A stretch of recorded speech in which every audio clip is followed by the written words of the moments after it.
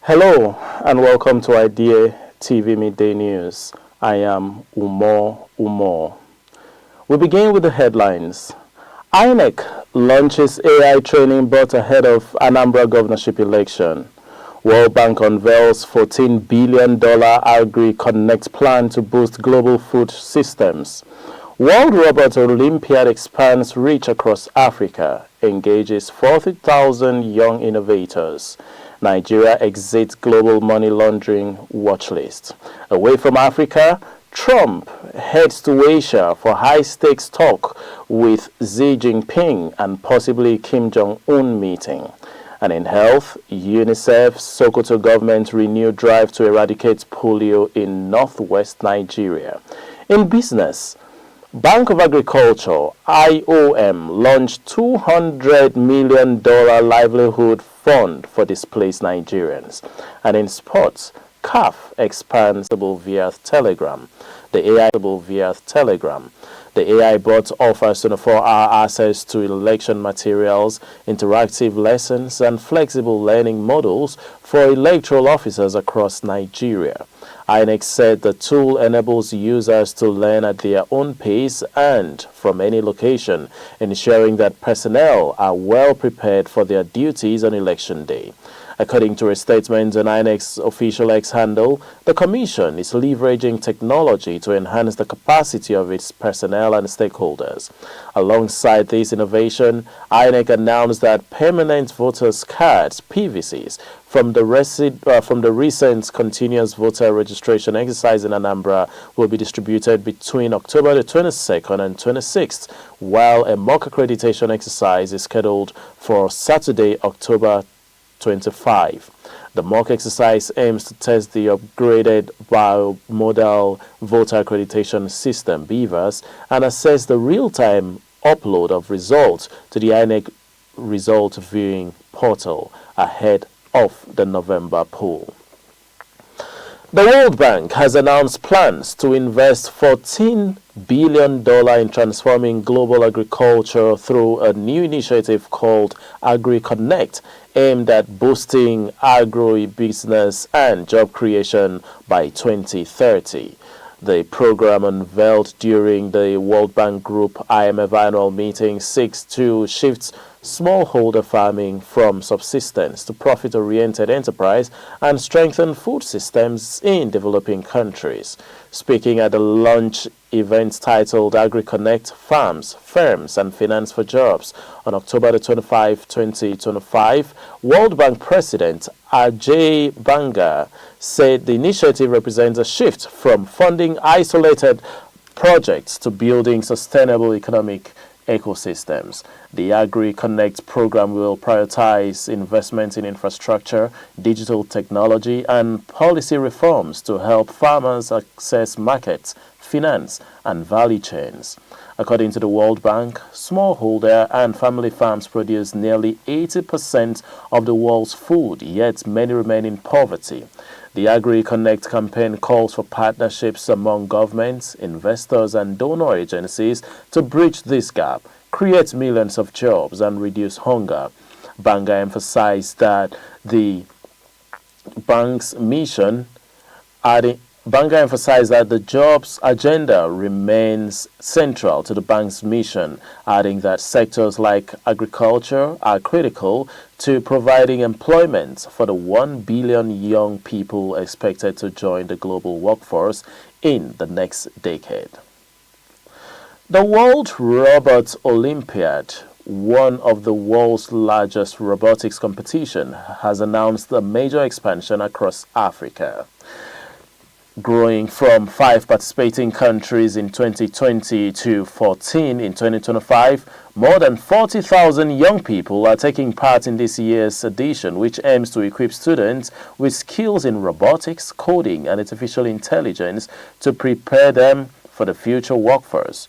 In a statement released on October 24, 2025, the organizers revealed that over 2,000 teachers have been trained across the continent with support from Google, the United Nations Economic Commission for Africa, and WRO's Global Network of Educators.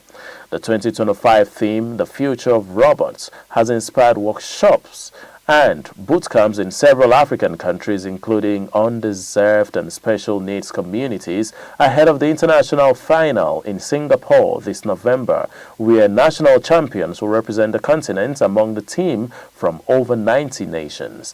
WRO Secretary General Klaus Detlef Christensen described the organization's growing presence in Africa as a major milestone in inspiring youth through STEM education. In Zimbabwe, Team Future Sight developed an AI-powered voice assistant to aid visually impaired users, while South Africa former participant Karabo Rithuri has become a mentor and judge after funding her own robotics club. The expansion, organizers say, underscore Africa's potential as a hub for innovation, creativity, and global collaboration in technology. Nigeria's government has approved a 39.8% increase in the national minimum wage, raising it from 30,047 to 42,000 francs. The decision, announced after a cabinet meeting on Wednesday, aims to address long-standing union demands for better pay and living conditions. While an effective date has not yet been announced, the new rates will also serve as the basis for revised minimum pay levels across job categories under the National Collective Agreement. The increase follows decisions at the National Labour Council held on June 2023, which brought together unions, employers, and government representatives. At the time, the union Syndical Progressites de Travail, the USPT, urged for a fair reform that would benefit all workers, including temporary staff. Despite the new adjustments, Nigeria's minimum wage remains lower than that of neighboring Burkina Faso and Senegal. The move comes amid improving economic conditions. The World Bank data indicates youth unemployment dropped slightly to 0.3% in 2024, while extreme poverty is projected to fall to just over 50% this year. Inflation is also expected to ease to 4.2% in 2025, down from more than 9% last year, driven by lower food prices. Nigeria has officially been removed from the Financial Action Task Force grey list, a major milestone in the country's effort to strengthen its financial integrity and global standing. The FATF, the international watchdog on money laundering and terrorist financing, announced Nigeria's delisting at its October 2025 plenary session in Paris. The decision follows Nigeria's full implementation of a 19-point action plan designed to reinforce its anti-money laundering and countering the financing of terrorism framework. President Bola Ahmed Tinubu described the development as a strategic victory for the nation's economy and a renewed vote of confidence in Nigeria's financial governance. He said his administration viewed the FATF designation not as a setback but as a call to action, directing key agencies to undertake comprehensive reforms across the financial sector. Under his directive, the Nigerian Financial Intelligence Unit, NFIU, working with the offices of the Attorney General and Ministers of Finance, Justice and Interior, coordinated far-reaching legal and institutional reforms that met global standards. The Director and Chief Executive Officer of the NFIU, Hafsat Bakari, who led the reform process, confirmed Nigeria's delisting, calling it a historic moment in the nation's fight against serious financial crimes. Bakari highlighted key reforms, including the enforcement of the Money-Laundering Act 2022, the Terrorism Act 2022, and the operationalization of the Beneficial Ownership Register. She also noted improved supervision of designated non-financial businesses and professions, as well as enhanced capacity for dictating and prosecuting financial crimes. At the same plenary, South Africa, Mozambique, and Burkina Faso were also removed from the FATF grey list after similar progress in strengthening their financial systems. Analysts say Nigeria's removal from the watch list is expected to boost investor confidence, ease cross-border transactions, and attract fresh capital inflows into the economy. President Tinubu said the achievement marks the beginning of a new chapter in Nigeria's financial reform journey, pledging to sustain institutional reforms and build a financial system that Nigeria and the world can trust. We'll go on a quick break right now. The news continues when we return. Stay tuned.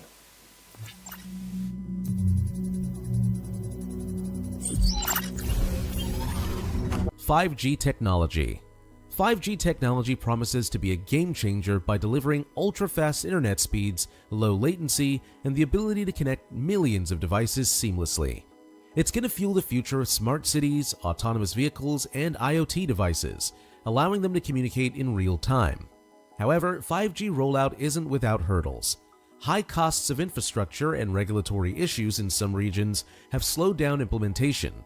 By 2026, the 5G market is expected to be valued at $667.90 billion, with the US, China, and South Korea leading the change.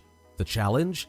Cybersecurity risks and data privacy will remain top concerns as more devices become connected.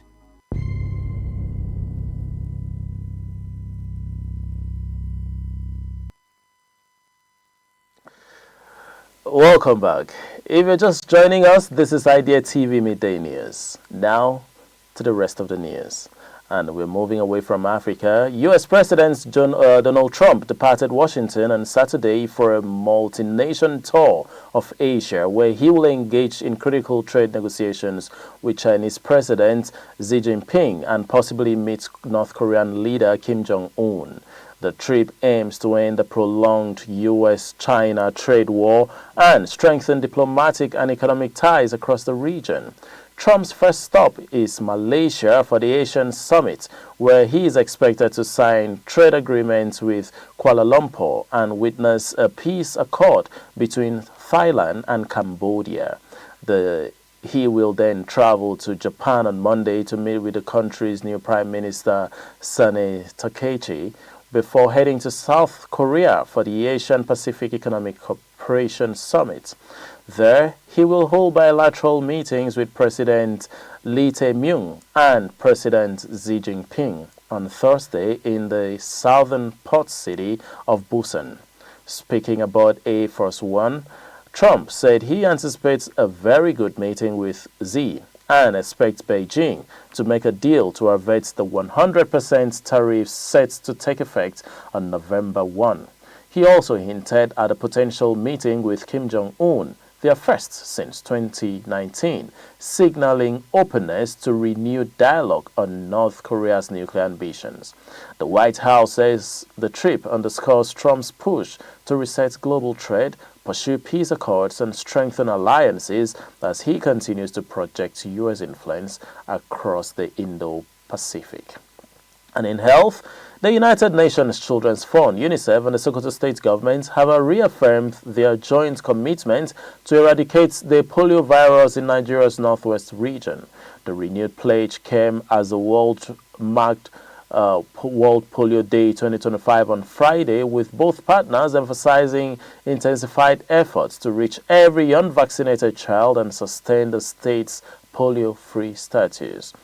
Speaking at the commemoration event in Sokoto, UNICEF Chief of Field Office for Sokoto, Kebbi, and Zamfara State, Mr. Michael Juma, highlighted that over 5.3 million children have been reached in the latest integrated campaign against polio, measles, rubella, and HPV, achieving a 120% coverage across the 3 states.